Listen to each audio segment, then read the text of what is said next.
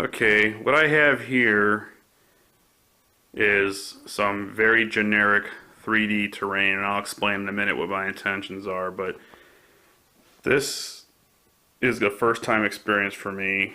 We're going to try and do, I don't think it's ever been done on YouTube. If it has, and I just haven't seen it, but we're trying to do some movie scenarios here for Star Wars miniatures. Um, Going into the new year here, going into January, we're going to start off with reenacting the Battle of Theed from Episode 1, The Phantom Menace. And what I have here is some pretty generic 3D terrain. I know it's nowhere near the quality of some stuff I've seen at Gen Con, but the blank green map you're seeing is something I made myself. You can pretty much see not everything is perfect. Some of the lines were thicker than others, but this little thing here came from the Queen's Gambit. I made color copies of the three floors that came in that game, and then I drew my own squares. For the top floor, I kind of drew a little bit of a door there. Well, hang on, that light's kind of bad spot, but you can kind of see the door there, and then this green line is supposed to be a throne. I guess we can call it a low object. I drew in my own magenta colored squares for these pillars to represent walls, and all the silver squares are just regular squares we can walk through. And what I have here is a generic castle I bought from Hobby Lobby. It's supposed to be the palace where the lightsaber battle will take place, and I'll explain in a minute what my intentions are for this game, but you know, I know everyone has their ideas of how they think they could make the game better, and I respect that. I really do. I'm not trying to start a fight or pick a debate here, but personally, myself, I think that acting out scenarios is the more fun way to go. The majority of people I meet who still play this game really like using the V sets, and again, you know what, no disrespect, and I apologize if what I say is offensive. It's just not for me. I have been to Gen Con quite a few times, and again, the stuff that I've seen down there just blows away my little generic 3D terrain here, but I don't know. To me, to make the game more fun, I like using 3D terrain. I've kind of winged my way away from the regular maps. And also, I think just acting out the scenarios is what's more fun. I mean, I meet quite a few people, and it seems like the majority of them, the only way they like to play is competitive style, 200-point match competitive style. And yeah, I'm okay with playing that, but what I don't like is when that's the only way people want to play. That and nothing else. And again, I can't say I know for a fact, but I do believe that the creators of Star Wars miniatures, it was probably their intention for this game to be played to act out movie matches or movie battles. Because let's face it, if competitive style was the only way to play, we'd have no use for pieces like Greedo or Jabba the Hutt. I mean, they're not real competitive pieces. They're more, I think, scenarios. So, like I said, going into January here, we're going to try and do one movie at a time, maybe one movie every 2 months. And we're starting off now with The Phantom Menace, the Battle of Theed, and I'll get the pieces set up here in a few minutes, but I just wanted to show real quickly what the map looks like first before we set the pieces up. One thing I want to point out too, there are going to be a couple times where we are not going to use the exact piece to go with the exact stat card it came with. One example in this match, Qui-gon Jinn. Here I have the stat cards in black and white copies so that I can actually write on the papers rather than pull the cards out individually. And these papers I've made several copies of so they can be written on and thrown away and reused again. But for Qui-gon Jinn, we are using the stat card from Champions of the Force. However, we're not using that piece because that poncho he's wearing in the card is not how he looked when he was fighting in the lightsaber match with Darth Maul and Obi-Wan. So we're going to use the Clone Strike piece of Qui-Gon, but we're using the Champions of the Force stat card. And the reason why we're using this particular stat card is because it does seem like the intention of his Force powers were to make Obi-Wan more powerful after Qui-Gon's death, and that's exactly what he has as one of his Force powers, that when he dies, an ally with a Force rating gains 6 more Force points. So we are going to use that stat card for Qui-Gon and really try and make the matches as close as possible to the movie. So that's why we're using that stat card instead of the Clone Strike stat card. And I know for sure when it comes time to do Return of the Jedi, we are going to use the Rebel Storm piece of Luke, but we're probably looking at using the Grandmaster Luke stat card to make things a little more fair. This match in particular is going to be 344 points.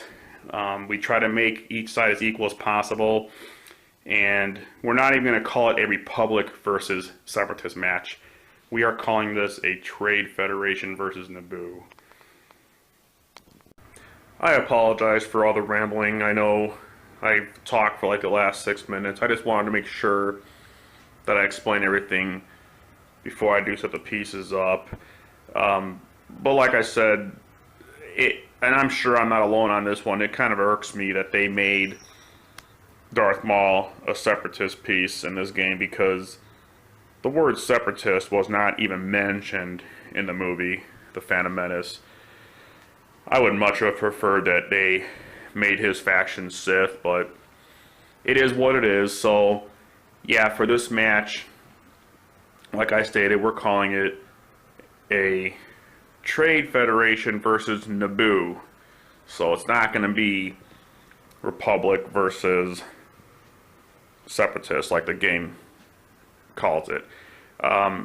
You know, I got to tell you one thing too. I was kind of inspired to make this video by another YouTube creator out there. His name is Patrick Latour, and I'll tell you what, I love his videos. I kind of wish he'd still make them. I don't know if you've ever seen his 2 Star Wars ones, the Battle of Endor, and then he has a Clone Wars match too. And I love his videos. I still feel like my stuff is nowhere near as cool as his, but he kind of inspired me to want to. We've never talked before. I've never met him, but watching his videos really made me want to do this. So my hat's off to you, Patrick. If you ever watch this video, I'd love to hear from you. I'd love to get an email from you if you ever want to get in touch with me. My email is sithlord0000@yahoo.com. That's sithlord and then 4 zeros at Yahoo. I'd love to hear from you, or anybody else who wants to comment on this. One last thing before I set the pieces up. I don't want to take a chance and roll a dice on this table to knock it. I don't want to risk knocking anything over. So we have 2 big foam dice we're going to use, and we're going to roll those on the floor while we're playing. But yeah, these 3D things, this castle came from Hobby Lobby, and I drew in the squares myself. It wasn't real easy, and even the marker kind of smeared a little bit, but it's good enough. These fences here I bought from Myers one day. They were on clearance, and they're made by a company called Schleich. Schleich, I'll tell you what, has made some really great 3D things that I've picked up and collected over the past few years. Yeah, I know this is a little odd. I have some trees with snow and some trees with nothing on them. Both of these were purchased at American Sale. American Sale, another great store to buy things during Halloween and Christmas season, so I've collected those over the years too. So yeah, I'm definitely not talented when it comes to making these things. I am the guy who will probably pay you to make them for me. So that's what I've done. I've collected. This is not all I have, but I have collected quite a bit over the past few years, and like I already told you earlier, this 3-level little feature here came from the board game, The Queen's Gambit. When I do episodes 2 and 3, chances are I'm not going to go 3D. I think the reason why I chose to go 3D with the Phantom Menace is because this is the only match I'm having to represent that movie. The other movies have several matches involved, so I'm just going to use probably regular 2D maps, regular flat paper maps. But I'm going to go ahead and get the pieces set up, and then I will start videotaping again from there. Okay, pieces are set up, and I'll explain here the special scenario rules. You got several battle droids on one side, a few battle droid officers, a few sergeants. I have the little color stickers you're seeing. I have each one numbered so we won't get confused as to who's been activated and who hasn't. On the other side of them, of course, the Gungans, again numbered so that we can keep track of who's been activated and who hasn't. We've got Jar Jar Binks over there, Captain Tarpals, and a few Gungans. Doesn't look like a very huge squad, but we did try our best to make sure that each side was equal. Now, this fence here is supposed to represent a wall, so you would treat it like it was a magenta colored line on a regular map. We purposely left this little gap open, and I'll explain that in a minute. There's a reason why that's open right there, but yeah, you treat that wall as if you cannot see through it or walk through it. Same thing with here. We have to treat all these sides here and everything here, treat that as if it's a wall. The only way in or out of this little building is down here. That's the only opening. Other than that, you have to imagine that everything else is covered in wall. Now, the Viceroy piece is here. He is not actually being used in the match. We don't have a stat card for him because, I don't know, in my opinion, his stat card stinks. So he's there for a purpose, but I'll explain that in a minute. We've got 3 droidicas, 1 on each floor. Don't mind the little pink foam. I just keep that there to keep the piece straight at all times. So we have 3 of those destroyer droids waiting for the Naboo soldiers. Lastly, the palace lightsaber match. So just like the movie, you had Darth Maul who was guarding the door, and you had all the Naboo soldiers with qui-gon, Obi-Wan, and Captain Panaka. The reason why I have 2 Amidala pieces, actually one is going to be the real Queen Amidala while the other one's a decoy, just like the movie had. So they want to get through this door to get to the Viceroy, but just like the movie, Darth Maul blocked it, so the match is going to start off where the only 2 pieces that stay here will be the 2 Jedi, Qui-Gon and Obi-Wan. The rest of the Naboo soldiers, Amidala, her decoy, and Panaka, they are going to try and come around here and get to this entrance, and one by one try and pick off a destroyer droid. Now, if you're familiar with the Queen's Gambit game, you'll know that the corner squares on this floor,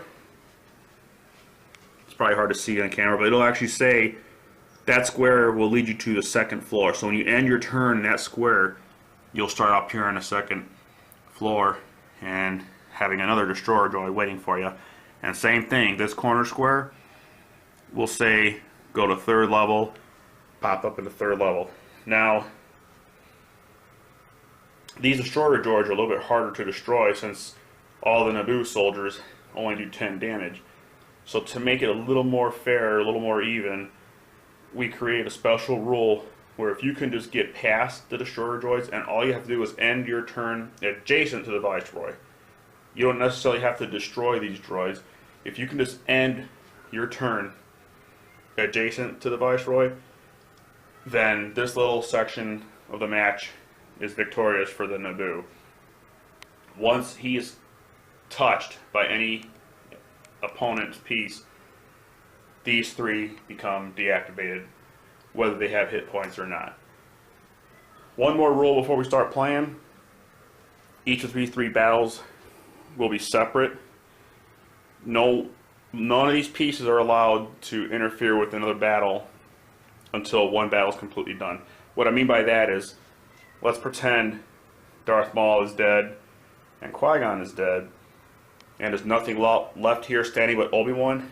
Obi-Wan has a choice, if he wants, to either come over here and help the Naboo soldiers, or, now the explanation of that gap, he can walk through that gap and come on this battlefield and help the Gungans.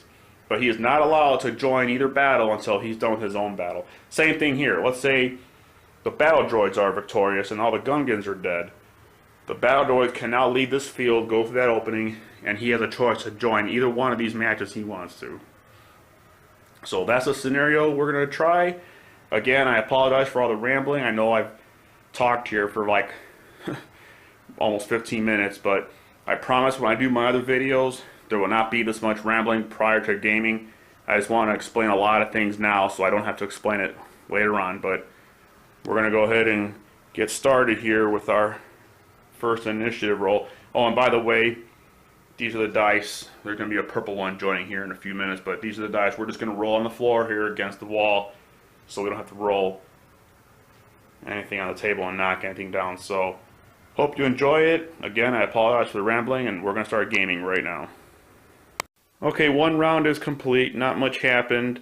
Because the map is so large, it really took a long time for these guys to try and reach each other, but battle droids have all advanced as much as they could to the center of the map. Same thing with the Gungans.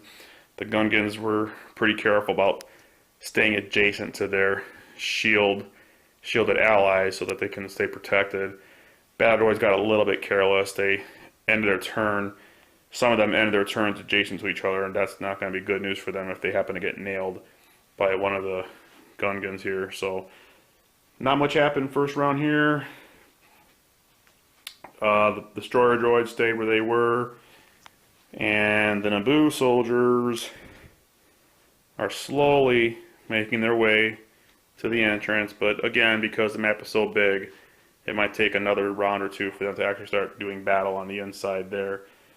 Obi-Wan stopped at the door here. I don't know, maybe because they wanted to try and reenact the movie where he got blocked by the red shield door. Qui-Gon was brave enough to try and go inside and take on Darth Maul, but neither one has become adjacent to each other yet. So, first round over, second round getting ready to start right now. Okay, round two just ended, and for the update, so far, 3 battle droids got taken off, they were killed, and 1 Gungan was killed. Like I said, the battle droids got a little careless. They ended their turns adjacent. Looks like they didn't learn their lesson much here. They kind of did the same thing for round 2, but 1 Gungan threw a grenade at a battle droid that was adjacent to 2 others. All 3 needed a save of 11. Not one of the 3 made the save. So because they only had 10 hit points, they were wiped out pretty fast. So 3 battle droids were taken out versus 1 Gungan.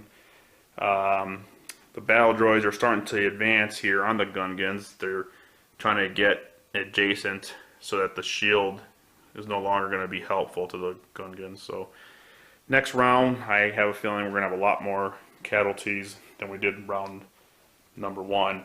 Nothing much has changed here yet. The Viceroy is still pretty well guarded by his 3 destroyer droids. The Naboo soldiers are still struggling, but yet slowly making their way to the entrance. Hopefully by the next round, some shooting action can start between the Naboo soldiers and the first droid to Ka. The lightsaber fight, oh boy. Darth Maul took some pretty good damage there. Right now, Qui-Gon and Obi-Wan, Padawan, are still at full health. Obi-Wan's first attack against Maul was a critical hit, and Maul has just been taking a beating.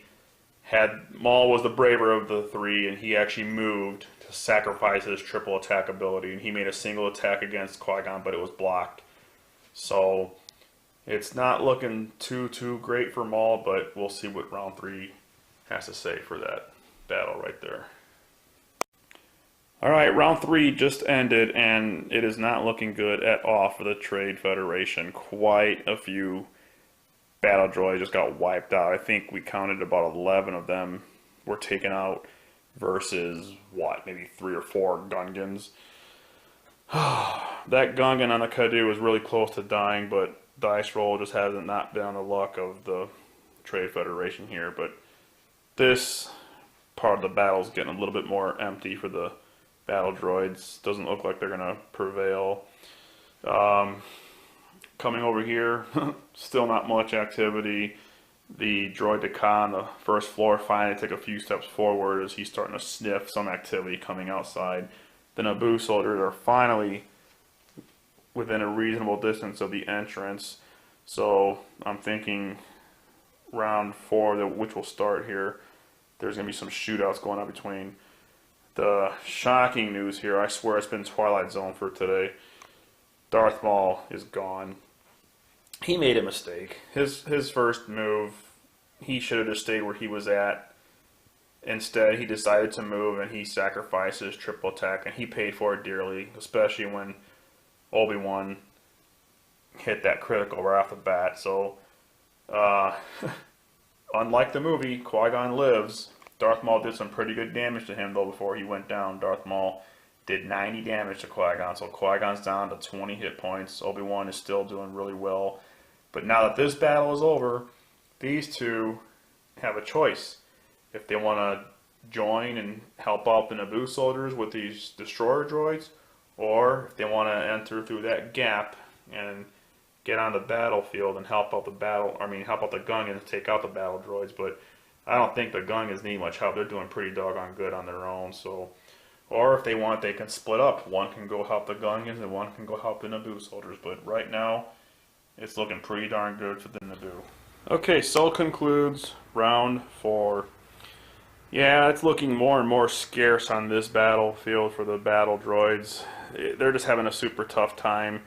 Their only choices are to try and shoot the Gungans from where they're sitting, and then when they do that, they're at risk having the blaster bounce right back at them, and that's already happened to 2 or 3 battle droids. They made an attempt to shoot a Gungan that was protected by the shield bearer, and it backfired and bounced back and hit the battle droid. So a couple battle droids went down going that way. It's either that or they move adjacent to the Gungans to try and make the shield ineffective, but then when they do that, the Gungans are just picking them off because they're pretty much sitting in one spot, letting the battle droids come to them. So the Gungans definitely have the advantage. The only thing that the battle droids accomplished this last round was they killed the Gungan on the Kadu. That was a big piece, 50 points, so they managed to take that down. A couple shield bearers made a noble sacrifice. They threw a grenade at adjacent battle droids and in the process took their own lives, but it was probably worth it because they sacrificed their one life for 3 or 4 different battle droids. So I don't think the Gungans are going to have too much to worry about. These 4 battle droids kind of hid behind this tree so they can try and sneak up on this little group of Gungans this next round. So that's the update on the Gungan versus battle droid match. Coming to the destroyer droids, the Naboo soldiers are actually doing pretty decent. So far they haven't had any casualties, but they did manage to take 30 hit points off of this destroyer droid. So next round I think they have a pretty good chance of maybe finally killing off one destroyer droid and then making their way up to floor number 2 and hopefully have the same amount of luck when they're taking on this other destroyer droid. The Jedi Knights, it's going to take them a long time unless Qui-Gon decides to use his master speed, but it's going to take them quite a bit. They're going to have the same long journey that the Naboo soldiers had in the beginning of the match. They're going to have to move all these squares to try and help out the Naboo soldiers, and the Naboo soldiers are going to need help. These destroyer droids' shields are so powerful. Unfortunately, the Naboo soldiers' damage is only 10, along with Amidala and her decoy, so unless the destroyer droid rolls 2 failed saves, he's going to pretty much survive every time. The only thing that helped the Naboo soldiers here was Captain Panaka and his opportunist. He was able to do some damage to the destroyer droid, and the destroyer droid failed both saves, so that's how he got down to 10 hit points. But it's looking like the Trade Federation is going to go down. if these Jedi Knights can help the Naboo soldiers, it's going to be over for the destroyer droids, and the Viceroy is going to be taken down. Okay, not much to report here for the end of round 5. The battle droids are doomed. The Trade Federation's in trouble. They have only 3 battle droids left on this entire map, and it doesn't look like they're going to be able to take on, what, half a dozen of Gungans here. So I think that when we start round 6, these battle droids are going to be history, and then these Gungans will be able to slip to that little gap there and avoid that pit and try and work their way over to help their Naboo soldiers get these destroyer droids. A little more to report on this battle. Captain Panaka, the big hero, because of his opportunist, he was able to destroy that first droideka. So they are slowly making their way over to the corner so they can get up to floor number 2 to try and take on this other destroyer droid. I think Newt Gunray needs to start saying his prayers here. Kind of a short round, this last one. The 2 Jedi Knights are having a little bit of struggle, but they're gonna eventually make their way over. Who knows if the Naboo soldiers are even gonna need their help, but we'll be starting round 6 here shortly. Round 6 is over, and so are the battle droids. The Gungans pulled it off with about, let's see here, 8 surviving Gungans, 2 of which contain Captain Tarpals and Jar Jar Binks. Jar Jar Binks, everyone's favorite Star Wars character. So now that the Gungans won their battle here, 3 of them managed to make it past that gap, and they're going to try and go help out the Naboo soldiers, who are probably going to need it. You got 6 Naboo soldiers on the second floor. They each have cover. The 3 more important characters, the Captain Panaka, Queen Amidala, and her decoy, stayed on the first floor. Not sure if these Naboo soldiers are going to be able to pull it off because, again, they can only do 10 damage, so they're going to have to really rely on some failed save from this destroyer droid. In the meantime, Obi-Wan and qui-gon are still having a hard time getting over to the hangar to help the Naboo soldiers, so we'll see if they can finally reach it there when we start round 7.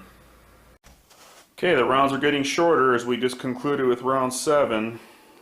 I think the Trade Federation definitely underestimated the power of the Naboo, because this second droideka is almost done. He's down to his last 10 hit points, and once again, Captain Panaka did 20 of the damage. I think 1 Naboo soldier did 10 damage, so they made it to the second floor. Who knows, they may not need the help of the very slow Jedi Knights here, who are finally going to set foot in the building after we start round 8. But the Gungans, they haven't quite made it on the other side of that wall, but doesn't look like the services are going to be needed. Let's see what happens when we start round 8. Okay, round 8 completely done.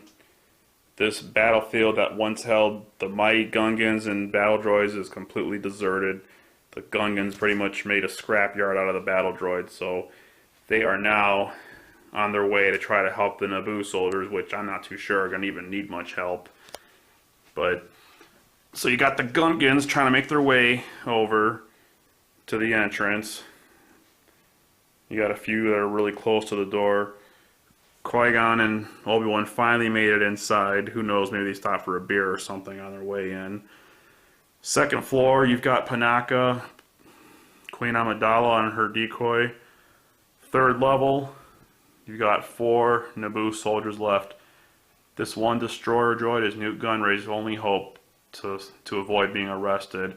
The second destroyer droid was killed, but before it got destroyed, it did manage to pick off 2 more Naboo soldiers. So right now, the Naboo only has 4 of their soldiers left. They can't pull it off. I'm pretty sure the remaining Naboo army will be able to take on the final destroyer droid as we begin round 9. Okay, round 9. The Naboo lost 2 more of their soldiers, but I don't think it's going to be much of a loss. two Naboo soldiers, Panaka, who has his back turned for some reason, Amidala, and her decoy have made it to the final floor to try and pick off this final destroyer droid and get behind that door to arrest the Viceroy. The two Jedi Knights are on the second floor. A few Gungans made it inside, a few Gungans still outside.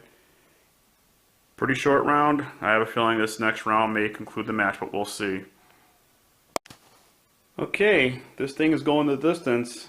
I thought it'd be over for sure by round 10, but it's still going. The destroyer droid's shields is what's helping him survive. He did manage to take 10 damage. He's down to 30 hit points. Even Qui-gon, after using his master speed, came up to try and make a single attack. He did successfully roll the right number, but the destroyer droid made 2 saves, and each one reduced the damage by 10, so he took no damage that round. In the meantime, you got the Gungans still trying to make their way up. Not sure how much help they're going to be, but we'll see if maybe the Naboo can finally pull it off here in round 11. After 11 long rounds, this match is finally over. The final destroyer droid was taken down not by the Naboo soldiers, but by the Jedi. Qui-gon was able to hit it one time, but because of its shields, it was able to reduce the damage and took no damage at all from Qui-gon. However, Obi-Wan struck this thing 2 times, and I guess it was just too much. The destroyer droid couldn't take it, and it was finally gone. You can see the Naboo soldiers are making their final arrest here against Nute Gunray. Qui-Gon took a lot of damage from his battle with Darth Maul. He's down in his last 20 hit points, but he still survived. Obi-Wan, however, did not take any damage whatsoever. He survived this whole battle without a scratch. He is still at his full 70 hit points. Hope you enjoyed watching this as much as we enjoyed playing it and filming it. And we hope to see you for our battle with Attack of the Clones.